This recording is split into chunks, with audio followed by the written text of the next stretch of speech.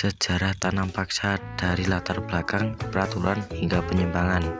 Sejarah tanam paksa pada masa penjajahan Belanda menjadi salah satu luka mendalam bagi rakyat Indonesia. Pasalnya banyak rakyat sengsara bahkan kehilangan nyawa.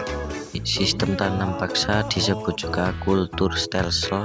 Kebijakan ini dikeluarkan oleh Gubernur Jenderal Hindia Belanda Johannes van den Bosch. Sejarah tanam paksa dimulai pada tahun 1830. Tanam paksa adalah aturan yang mewajibkan setiap desa agar meluangkan 20% tanahnya untuk ditanami komoditas ekspor seperti kopi, tebu, dan teh.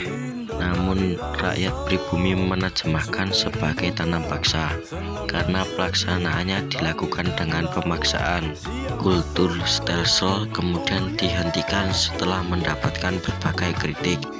Dengan diterbitkannya Undang-Undang Agraria 1870 dan Undang-Undang Klun 1870. Latar belakang tanam paksa.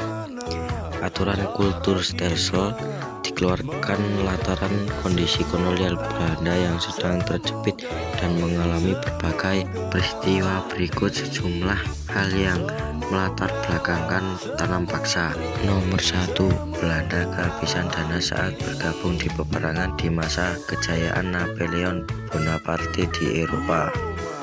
Nomor 2. Terjadinya perang kemerdekaan Belgia dan berakhir dengan berpisahnya Belgia dari Belanda pada tahun 1830.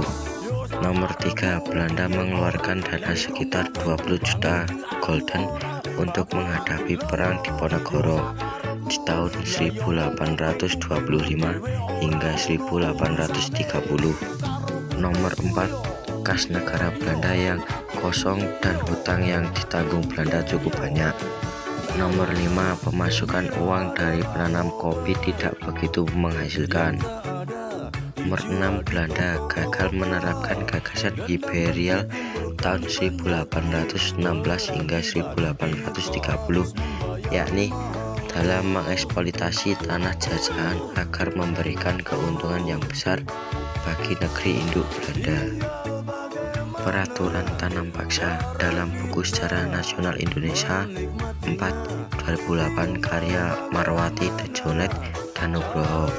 Ada sejumlah ketentuan pokok sistem tanam paksa tertera dalam Staatsplan Lembaran Negara tahun 1834 nomor 22. Ketentuan dalam tanam paksa meliputi 1. Persetujuan akan diadakan dengan penduduk supaya mereka menyediakan sebagai tanahnya untuk menanam tanaman yang dapat dijual di pasar Eropa.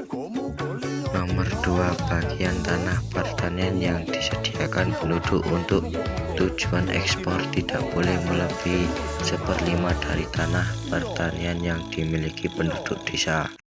Nomor 3. Pekerjaan yang diperlukan untuk menanam tanaman dagangan tidak boleh melebihi pekerjaan yang diperlukan untuk menanam padi. Nomor 4. Bagian tanah yang disediakan untuk menanam tanaman dagangan dibebaskan dari pembayaran pajak tanah. Nomor 5. Hasil dari tanah yang disewakan wajib diserahkan kepada pemerintahan Hindia Belanda. Nomor 6. Kegagalan yang bukan disebabkan oleh petani menjadi tanggung jawab pemerintah. Nomor 7. Pelaksanaan Kulturstelsel diserahkan kepada pemimpin pribumi. Penyimpangan tanam paksa. Namun aturan yang ditetapkan kolonial memiliki banyak penyimpangan.